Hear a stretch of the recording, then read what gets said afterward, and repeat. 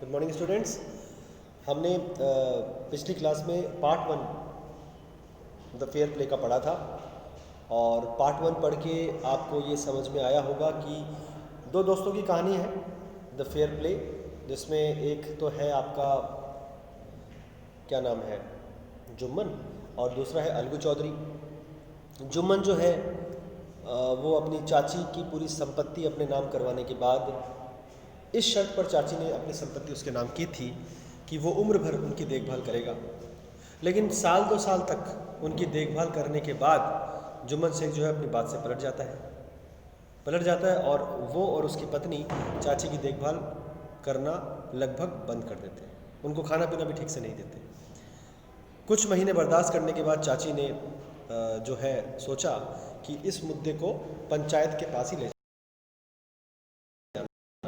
सबसे पहले बेहतर समझा कि किसी भी चीज़ को डायरेक्टली हम कोर्ट तक ले जाएं, पंचायत तक ले जाएं, उससे बेहतर होगा कि अगर अपने स्तर पर इसको सुलझा ले तो उन्होंने 2-3 चीज़ें की। सबसे पहला काम चाची ने ये किया कि उन्होंने जुम्मन शेख को समझाया कि तुम जो है मुझे सिर्फ जो है खाने के पैसे दे दो और मैं अपने किचन में खुद अपना खाना पका लूँगी, बस मुझे पैसे दे दो महीने का। उसके लिए जुम्मन शेख ने आनाकानी की और कहा कि मेरी पत्नी सब ठीक से जानती है, मेरी पत्नी काफ़ी समझदार है, आप ज़्यादा बोलो मत, ऐसा जुम्मन शेख ने कहा। तो ये सुनकर के बहुत ज़्यादा बुरा लगा उसकी चाची को, और ये समझ में आ गया चाची को कि जुम्मन शेख को बोलने से ये काम नहीं बन सकता। उसके बाद क्या हुआ देखो, फिर उसके बाद क्या हुआ, जुम्मन शेख की चाची ने फिर दूसरा काम क्या किया, वो गांव में अपने गांव में अलग अलग घरों में जाने लगी। सबसे पहले वो गई क्या बोलते हैं किसी समझ लो अलग अलग प्रकार के गांव के घरों में जा कर के वो अपना दुखड़ा सुनाने लगी। जब दुखड़ा सुनाने लगी तो कुछ लोग तो उसके प्रति सहानुभूति दिखाए, कुछ लोगों ने उसका मजाक उड़ाया और कुछ लोगों ने उसकी बातों पर ध्यान ही नहीं दिया। सोचा कि मतलब जैसे हमें क्या लेना देना है। तो चाची को समझ में आ गया कि जो है गांव वाले भी उसकी कोई खुल के मदद कर नहीं पाएंगे, उसको अपनी मदद खुद करनी होगी। तो उसने क्या किया, जुम्मन शेख के सबसे जिगरी दोस्त अलगू चौधरी के पास गई और उसको ये सारी कहानी बताई और कहा कि तुम मेरा कुछ मदद करो। तो अलगू चौधरी ने कहा कि वो मेरा जिगरी दोस्त है, अगर वो गलत भी है तो भी मैं उसका साथ कैसे न दूं, मुझे तो उसका साथ देना पड़ेगा क्योंकि वो मेरा जिगरी दोस्त है, और आप गलत आदमी के पास न्याय मांगने या मदद मांगने आई हो। तब चाची ने ये कहा कि देखो सबसे बड़ा चीज़ न्याय होता है, न्याय से बढ़कर कुछ नहीं होता है, इसलिए न्याय करो और दोस्ती से बढ़कर न्याय होता है, ऐसा चाची ने कहा। तो जुम्मन शेख अलगू चौधरी ने इस बात पर वो सोचने के लिए मजबूर हो गया था। अब हम आगे बढ़ते हैं। The panchayat was held the same evening under an old banyan tree. Juman stood up and said, "The voice of the punch is the voice of God. Let my aunt nominate the head punch. I will abide by her decision." तो देखो क्या हुआ, पंचायत बुलाई गई banyan tree, पुराने बरगद के पेड़ के नीचे। पंचायत अगले दिन शाम को या उसी दिन शाम को बुलाई गई। जुम्मन खड़ा हुआ और बहुत ही गर्व के साथ बोला कि पंचों की आवाज़ में ईश्वर की आवाज़ होती है। हालांकि जुम्मन गलत हम सभी जानते हैं, लेकिन गलत होने के बावजूद भी जुम्मन, जैसे बोलते हैं ना, एक तो चोरी ऊपर से सीना चोरी,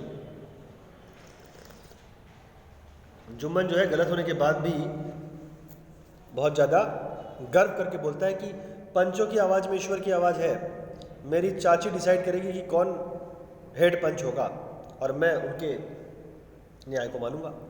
The punch knows neither friend nor enemy. What do you say to Algu Chaudhary? The old lady announced. Fine, replied Jumman, hiding his joy over this unexpected piece of luck. Chachi, you are aware of my friendship with Jumman, said Algu. I know that, replied the aunt, but I also know that you will not kill your conscience for the sake of friendship. God lives in the heart of the punch, and his voice is the voice of God. And the old lady explain her case.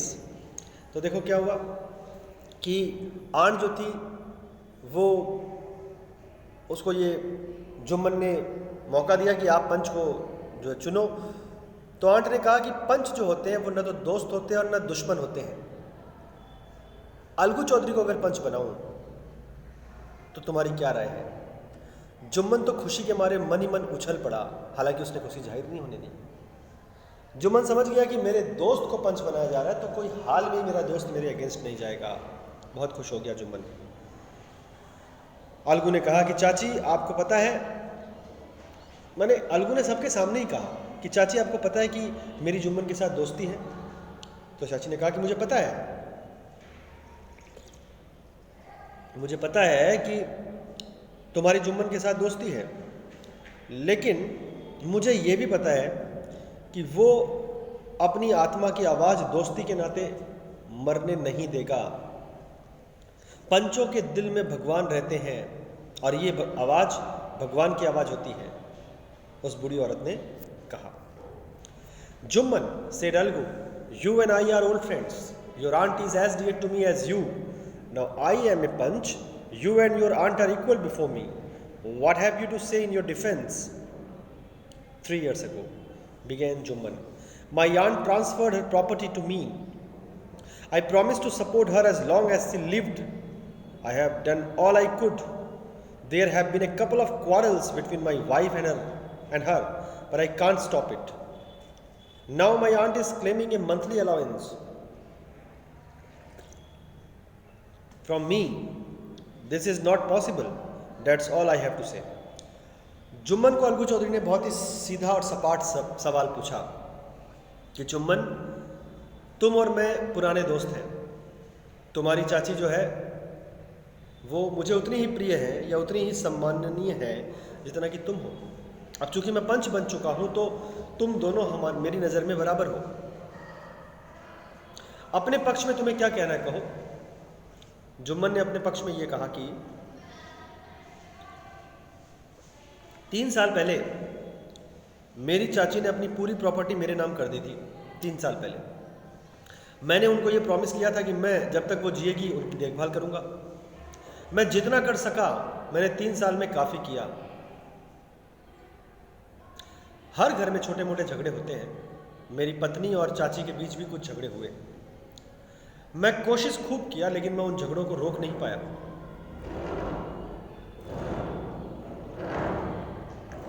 अब मेरी चाची जो है वो बोल रही है कि मैं उनको एक मंथली यानी मासिक किस्त दूं या मासिक एक तरह से पैसे दूं जिससे कि वो अपना खर्चा चलाए। ये मासिक किस्त देना मेरे लिए संभव नहीं है। कहने मतलब मेरे पास पैसे नहीं हैं, बस इतना ही कहना है मुझे। Jumman was cross-examined by Algu and others. Then Algu announced, "We have gone into the matter carefully. In our opinion, Jumman must pay his aunt a monthly allowance, or else the property goes back to her." Now the two friends were seldom seen together. The bond of friendship between them was broken. In fact, Jumman was Algu's enemy and wanted his revenge. Jumman जो है उसने उसको अलगू के द्वारा और अन्य पंचों के द्वारा भी कई प्रकार से सवाल जवाब किए गए उससे। अंततः अलगू चूंकि सरपंच बना था, अलगू ने या अलगू पंचों में सबसे हेड बना था, तब उसने ये फैसला सुनाया कि हमने इस केस की बारीकियों को बड़े गौर से समझा है और इस केस की बारीकियों को गौर से समझने के बाद हमने ये फैसला किया है कि जुम्मन को पेमेंट अपनी चाची को मासिक रूप में करना ज़रूरी है, करना ही पड़ेगा। अगर वो नहीं करता है तो वो उसकी मर्जी है, अगर उसके पास पैसे नहीं है ठीक है, आदमी की मजबूरी हो सकती है। अगर उसके पास पैसे नहीं है तो वो अपनी जो चाची से जो संपत्ति लिया वो चाची के नाम वापस कर दे। ये सपाट फैसला, इसमें तो कोई मतलब कोई उंगली उठाने की बात ही नहीं, एकदम परफेक्ट न्याय है ये कि या तो आप मासिक किस्त दो और अगर आप मासिक किस्त देने में सक्षम नहीं हो तो आप चाची को वापस दे दो क्या, उनकी प्रॉपर्टी। तो ये सुन करके उस दिन से दोनों दोस्तों की जो दोस्ती है वो टूट गई। उसके बाद से उनकी दोस्ती ऐसी टूटी कि वो कभी साथ दिखे ही नहीं काफ़ी समय तक। और हकीकत तो ये हो गई कि जुम्मन जो है वो अलगू का सबसे बड़ा दुश्मन हो गया और जुम्मन बदला लेने की ताक में रहने लगा। अब आगे पढ़ते हैं। Days passed and as ill luck would have it, Algu Chaudhari found himself in a tight spot. One of his fine pair of bullocks died and he sold the other to Samju Sahu, a cart driver of the village. The understanding was that Sahu would pay the price of the bullock in a month's time. It so happened that the bullock died within a month. कई दिन बीत गए और कई दिन बीतने के बाद एक बुरा भाग्य सामने आया। बुरा भाग्य ये सामने आया अलगू चौधरी के कि अलगू चौधरी के पास दो बुलॉक्स थे, यानी दो उसके पास बैलगाड़ियाँ, दो बैल थे। अनफॉर्चुनेटली एक बैल मारा गया और दूसरा जो बैल था कुछ पैसों की कमी के कारण अलगू चौधरी को उसे समझू साहू नाम के किसी गाड़ीवान को, किसी बैलगाड़ी वाले को बेचना पड़ा। तो समझौता ये हुआ था कि साहू जो है उस बैल के पैसे 1 महीने के अंदर लौटा देगा, 1 महीने के अंदर लौटा देगा। लेकिन दुर्भाग्य देखो, दुर्भाग्य ऐसा कि समझू साहू उस बैल को 1 महीने के अंदर लौटाएगा, पर उस 1 महीने के पहले ही, तो 1 महीने के पहले ही मान लो 20 दिन या 25 दिन में वो बुलॉक जो था उसकी मौत हो गई। Several months after the bullock's death, Algu reminded Sahu of the money he had not yet paid. Sahu got very annoyed. I can't pay you a penny for the rest beast you sold me. He brought us nothing but ruin. I have a bullock, use it for a month and then return it to me. No money for the dead bullock, he said angrily. Algu decided to refer the case to the panchayat for a second time in a few months. Preparations for holding the panchayat were made and both the parties started meeting people seeking their support. देखो क्या हुआ, कई महीने बीत गए। कई महीने बीतने के बाद मतलब समझू साहू ने 1 महीने के अंदर पैसा लौटाने की बात कही थी। समझू साहू को अलगू चौधरी ने जिस अपने बैल को बेचा था वो बैल तो मारा गया ही 1 महीने के अंदर।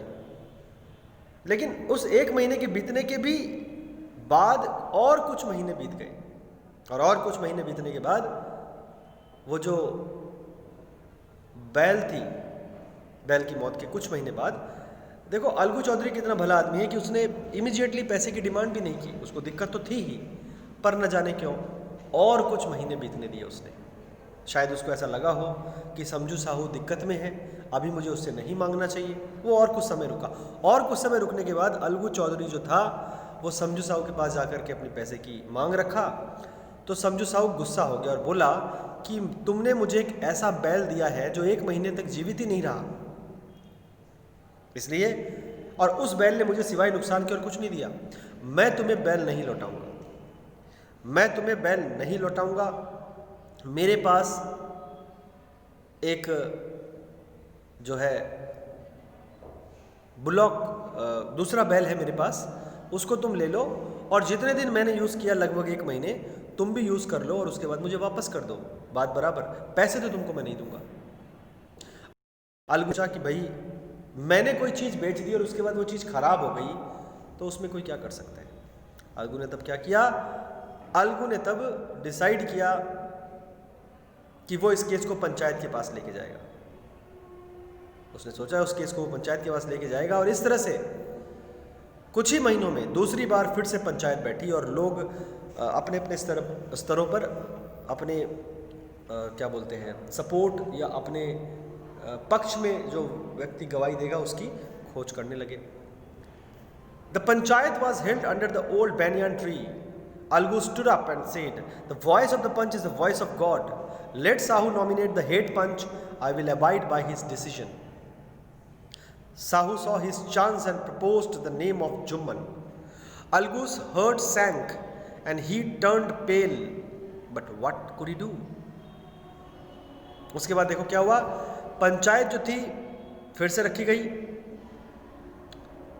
ओल्ड बैनियान ट्री के पास, बूढ़े बरगद के पेड़ के पास पंचायत फिर से रखी गई। अलगू खड़ा हुआ और अलगू ने कहा कि पंचों की आवाज़ ईश्वर की आवाज़ होती है, इसलिए समझो साहू को यह मौका मिल रहा है कि वो हेड पंच चुन ले और मैं समझो साहू के डिसीजन को मानूंगा। समझो साहू को मौका मिल गया था हेड पंच चुनने का, तो उसने मौका नहीं चुका और उसने जुम्मन का नाम ले लिया। सोचो, जुम्मन का उसने नाम ले लिया कि जुम्मन हेड पंच होगा, क्योंकि उसको पता था कि जुम्मन और अलगू चौधरी तो दोनों अभी एट प्रेजेंट वो लोग सबसे बड़े एक दूसरे के दुश्मन हैं। जुम्मन का नाम चूज कर लिया गया। अलगू का दिल बैठा जा रहा था, उसका चेहरा मुरझा रहा था कि अरे ये तो वो अलगू चौधरी, सॉरी वो जुम्मन है जिसके खिलाफ मैंने फैसला दिया था कुछ समय पहले, कुछ महीनों पहले। मेरा जिगरी दोस्त जिसके खिलाफ मैंने फैसला दिया, अब मेरा दोस्त तो मेरी मदद करेगा नहीं, मेरा दोस्त तो मेरी मदद करेगा नहीं, ऐसा उसको लगा और वो जो है चिंता में पड़ गया। अलगू का दिल जो है वो बैठने लग गया, उसका चेहरा पीला पड़ गया, लेकिन वो क्या कर सकता था। जब समझो साहू ने चूज कर ही लिया तो उसको इस बात को मानने के सिवाय और कोई रास्ता तो बचा नहीं था। हालांकि वो बहुत बड़ी चिंता में आ गया था कि अब न जाने क्या होने वाला है। उसको लगभग ये बात तय लग रही थी कि अब ऐसा ही होने वाला है कि जुम्मन शेख उसके खिलाफ डिसीजन देगा और उससे अपनी दुश्मनी पूरी करेगा या दुश्मनी का बदला पूरा करेगा। आज स्टूडेंट्स हम लोग यहीं तक पढ़ेंगे। अगली क्लास में हम लोग जो है आगे बढ़ेंगे और देखेंगे कि एक्चुअल में जुम्मन शेख को जिस मौके की तलाश थी, बदले की जिस मौके की तलाश थी, वो मौका मिलने के बाद अब जुम्मन शेख क्या करता है? क्या वो बदला लेता है या वो सही फैसला सुनाता है? क्या वो बदला लेता है या वो सही फैसला सुनाता है? ये अब हम लोग देखने वाले हैं। ठीक है, अब हम लोग अगली क्लास में हम लोग डिस्कस करेंगे कि इसके बाद क्या होने वाला है। आज के लिए स्टूडेंट्स इतना ही। होमवर्क की जहाँ तक बात है, I have already told you that do the word meanings of this particular chapter and yes, very few students are submitting their notebooks in our school. बहुत ही कम बच्चे, आई थिंक बिलो 10 के आसपास बच्चे एट प्रेजेंट अपनी notebook submit कर रहे हैं, which is not fair. Fair play तो यही होगा कि अधिक से अधिक बच्चे अपनी नोटबुक्स आकर के सबमिट करें और हम टीचरों से चेक करवाएं। So please submit your notebooks on every Wednesday and Saturday, don't miss it, and do watch the videos. Always be in touch with the study, otherwise if you will be detached with the study, then you will have to face some kind of consequences, or you will be lagging behind in your studies. So don't do it. कम से कम 1 घंटे ही सही रोज पढ़ना है, ठीक है? That's all for today. Thank you very much, students. Stay at home and stay safe.